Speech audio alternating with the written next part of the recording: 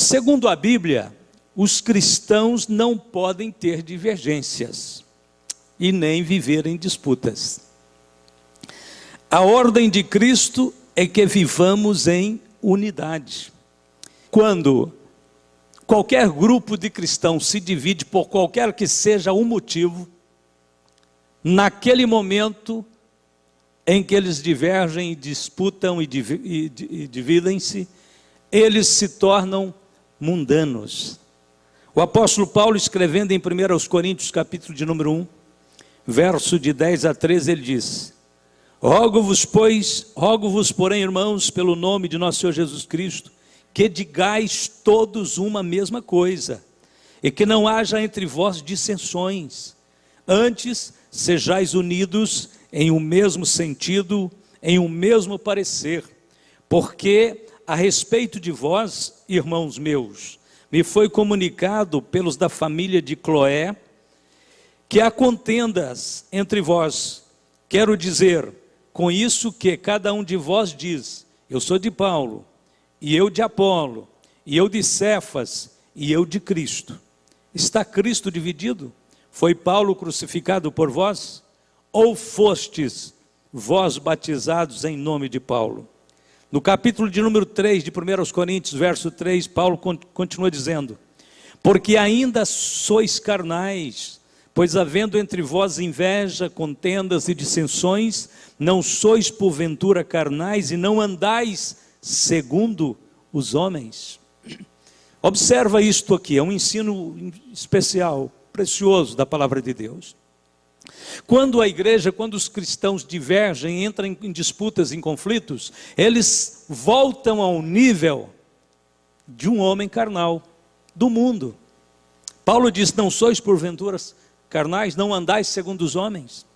A principal característica desta sociedade é que ela está dividida em partidos e ela possui vários senhores, essa sociedade sem Deus. A igreja, porém, só tem um Senhor. E o seu objetivo maior e final é o reino de Deus. Então, nenhuma preferência humana pode ter precedência sobre a nossa fé. Só a conversão pode mudar e alterar as prioridades da vida. Vamos para um exemplo. O apóstolo Paulo, antes de ser o apóstolo Paulo, Saulo era um perseguidor da igreja. Mas a Bíblia Sagrada diz que depois que ele se converteu, ele nunca mais perseguiu os cristãos. A conversão mudou as prioridades da vida daquele homem. E a Bíblia diz que aqueles a quem ele perseguia, agora ele defendia. A fé que ele perseguia, agora ele anunciava, ele pregava. A Bíblia diz que para haver essa mudança então de prioridade, o homem precisa de converter, arrepender e voltar para Deus. Mas não é só isto. A Bíblia diz também que o homem convertido, arrependido, que se volta para Deus, cujas prioridades vão mudar agora, deve se revestir do novo homem, que é conforme a imagem daquele que o criou. E nesta busca transformadora de caráter, de vida, a Bíblia diz que este homem vai encontrar neste caminho um referencial absoluto. Eu vou ler Colossenses capítulo 3, verso 10 e 11. E vos vestistes do novo, que se renova para o conhecimento, segundo a imagem daquele que o criou, onde não há grego, nem judeu, circuncisão, nem incircuncisão, bárbaro, cita, servo ou livre, mas Cristo é tudo em todos. Olha o referencial absoluto. Quando a gente caminha nesta vereda do crescimento, da renovação espiritual, do revestimento do novo homem, nós vamos dar exatamente nesse referencial: Cristo sendo tudo em todos. Assim que daqui por diante a ninguém conhecemos segundo a carne.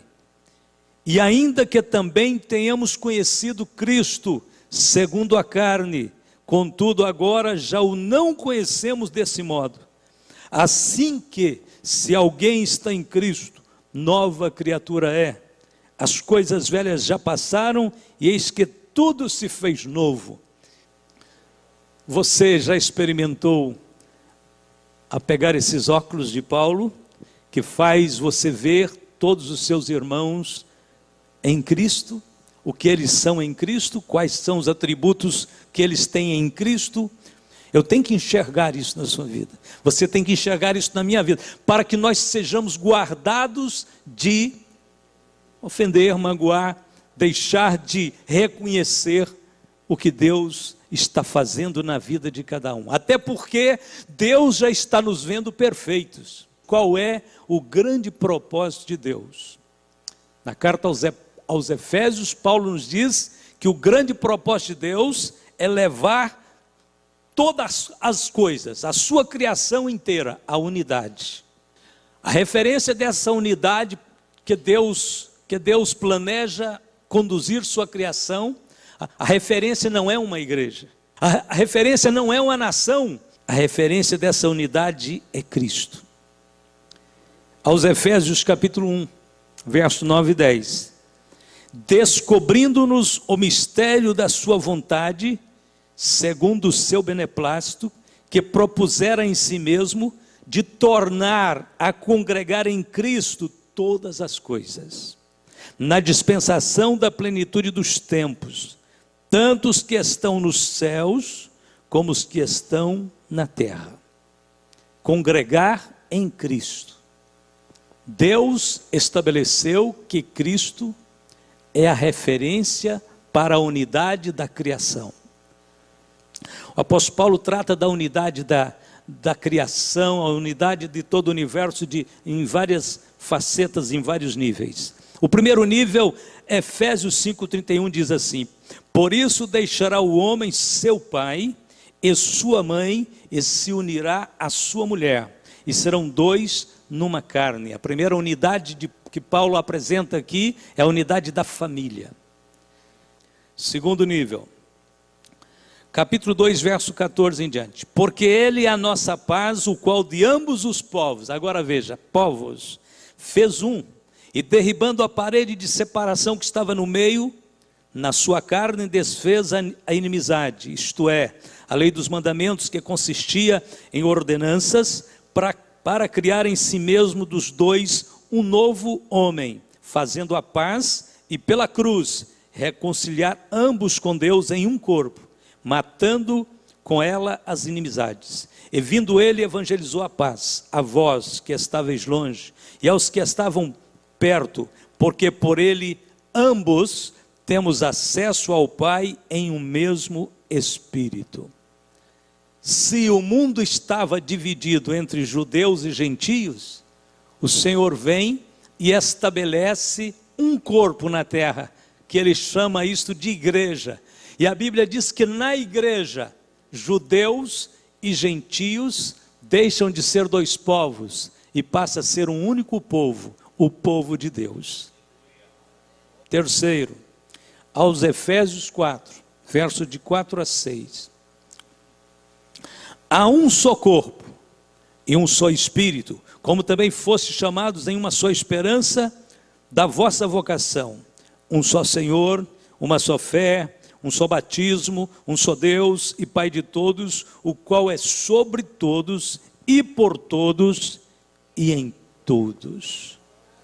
Ao quebrar a separação entre as raças, Deus constitui a sua igreja e une os povos, homens de tribos, raças, línguas, sexo diferente, tudo num corpo. Este corpo então se torna a igreja.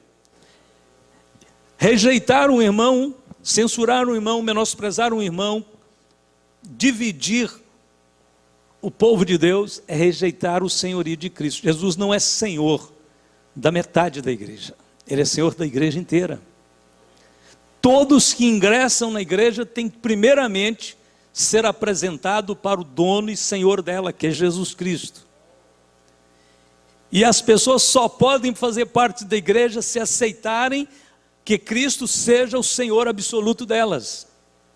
Então todos nós passamos por essa porta já. Cristo é Senhor, eu quero ser servo de Cristo, eu quero me submeter a Cristo. Todos nós fizemos a mesma coisa. De quem o irmão é servo? De Cristo. De quem a irmã é serva? De Cristo. De quem eu sou servo? De Cristo. Então pode um levantar aqui entre nós e dizer: você não faz parte da igreja, você não merece estar aqui, porque se alguém fizer isso, está fazendo isso com um servo alheio. Ele não é servo seu, ele é servo de Jesus. Se Jesus o recebeu por seu, quem sou eu para dizer que ele não pode estar aqui? Quem é que é o Senhor deles? Sou eu? É você? Ou é Jesus? É o Senhor Jesus. Quem que pode determinar as coisas para aquele servo? O Senhor dele. Você não é servo meu, você é servo de Jesus. Paulo disse em 1 Coríntios capítulo 1, verso 10: rogo-vos, porém, irmãos, pelo nome de nosso Senhor Jesus Cristo, que digais todos uma mesma coisa, e que não haja entre vós dissensões, antes sejais unidos em um mesmo sentido e em um mesmo parecer. Número 4, vamos ver a quarta unidade que é apresentada aqui aos Efésios. Nós já vimos a unidade da família, a unidade das raças, a unidade da igreja, Efésios 4, 11 e 12.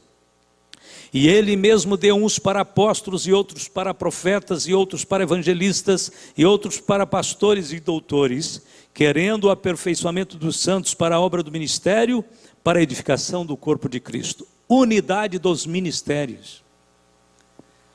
Na igreja, a diversidade de ministérios, como também a diversidade de dons, nós vamos ver.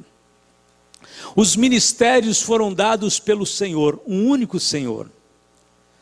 Deus deu o ministério de pastor, profeta, evangelista, doutor, para cada um. Quais são os objetivos dos ministérios? Um só. São vários ministérios, um só objetivo, atendendo a uma só ordem do Senhor, que é aperfeiçoamento dos santos para a obra do ministério. 5, vamos para a quinta unidade, Efésios 4, 13. Até que todos cheguemos à unidade da fé e ao conhecimento do Filho de Deus, a varão perfeito, à medida da estatura completa de Cristo. Unidade da fé. Aqui é preciso entender que a palavra fé não significa apenas confiança.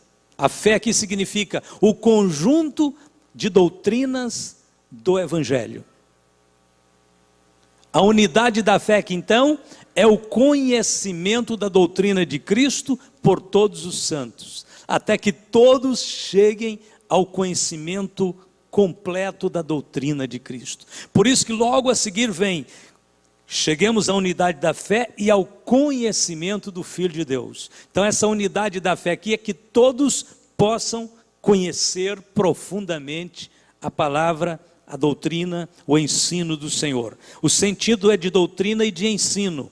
É o conhecimento da doutrina de Cristo universalmente revelado para todos os povos, línguas e culturas. A palavra de Deus não muda, a doutrina de Cristo é a mesma.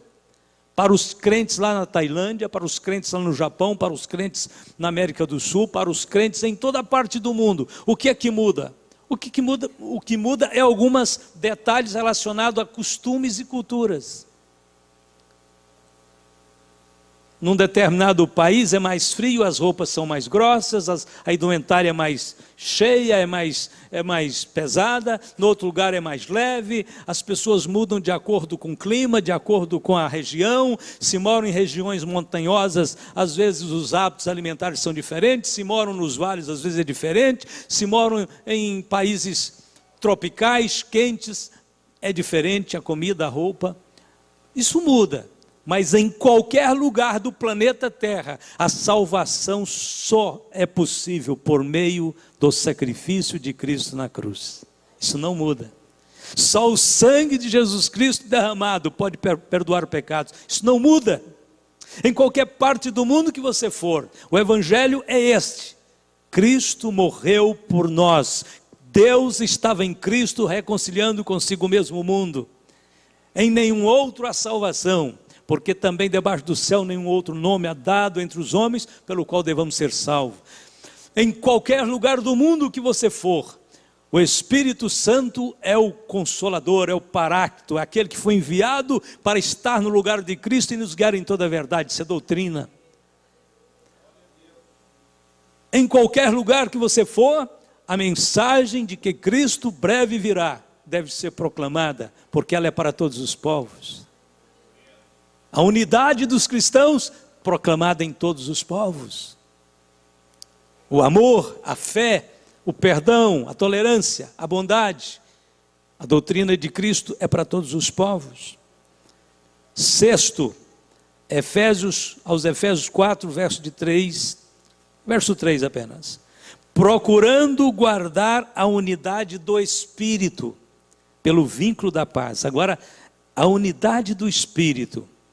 O que é a unidade do Espírito? A unidade do Espírito é algo que Deus deu para a igreja, que elimina qualquer possibilidade de disputa com os dons espirituais na igreja.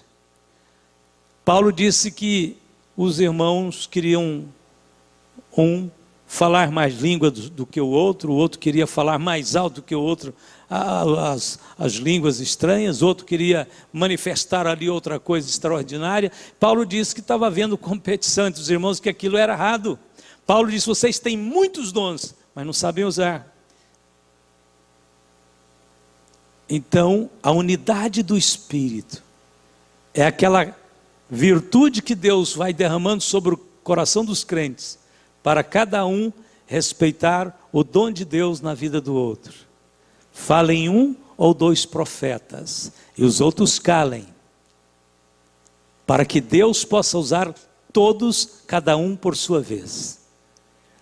Paulo estava doutrinando a igreja de Corinto a respeito dos dons espirituais, porque todos queriam profetizar na mesma hora.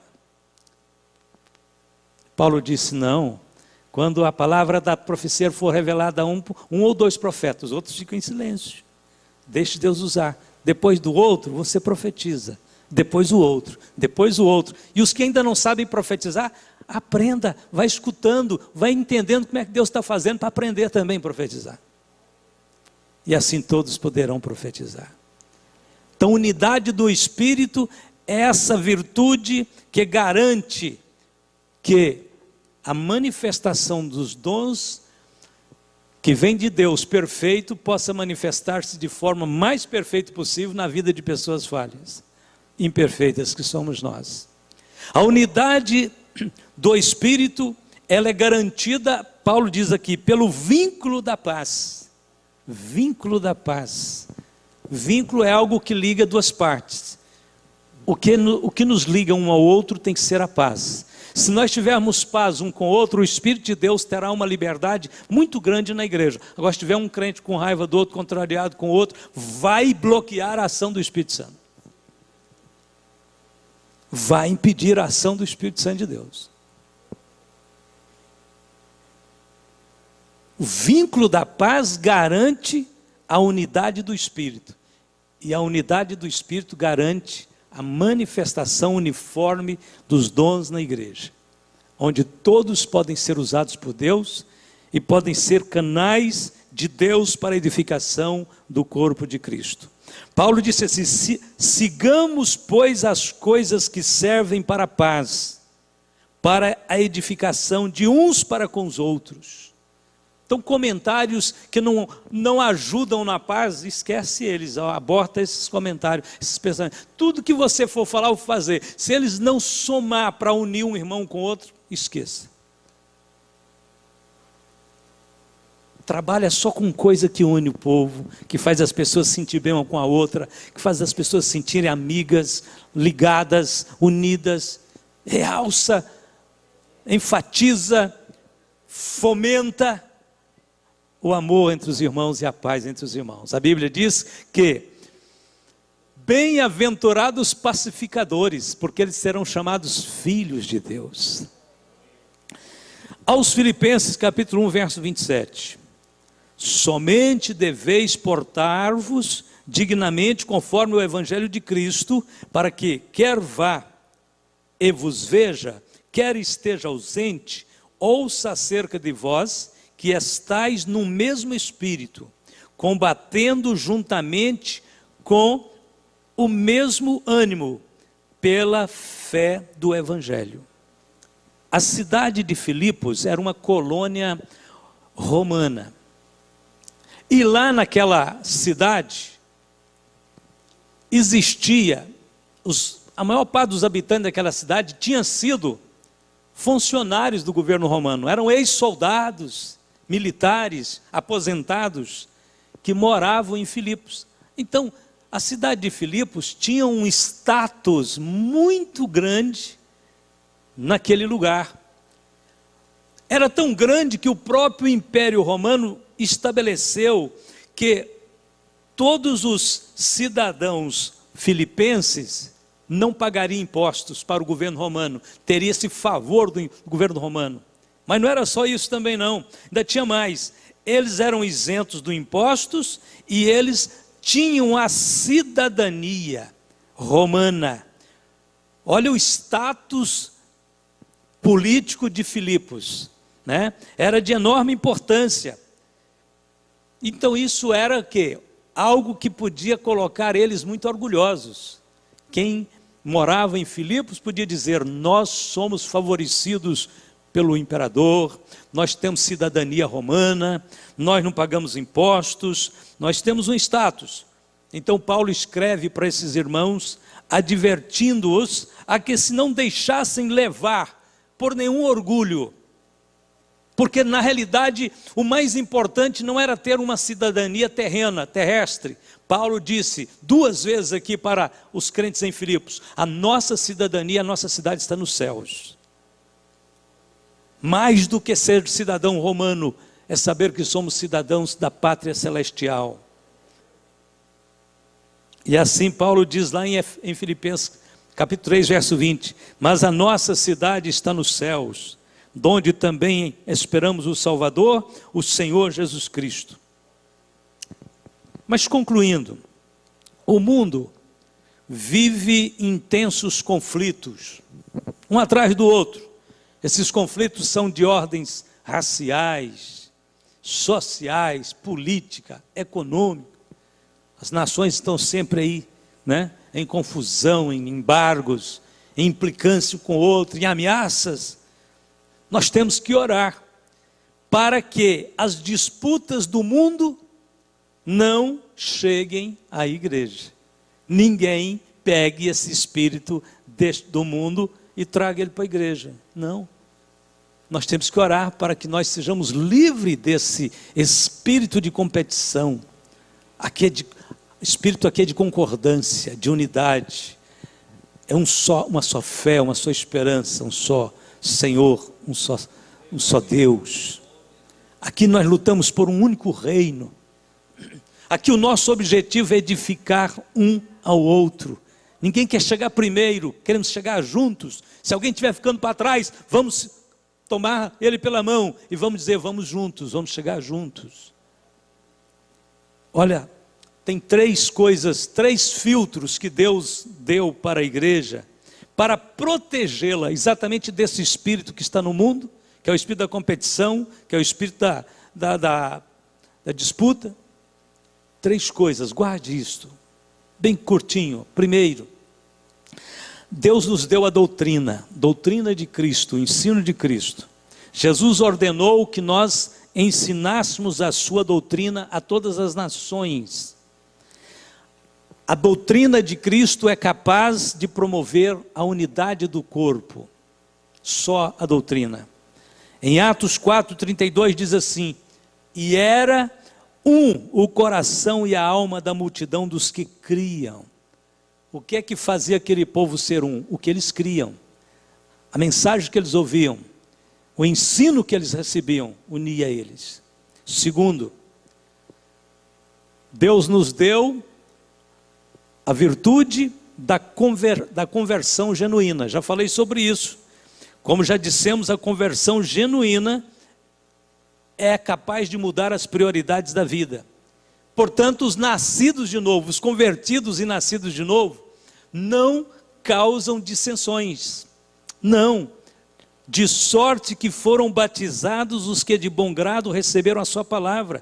E naquele dia agregaram-se quase 3.000 almas e perseveravam na doutrina dos apóstolos, na comunhão e no partir do pão e nas orações. E em cada alma havia temor, e muitas maravilhas e sinais se faziam pelos apóstolos.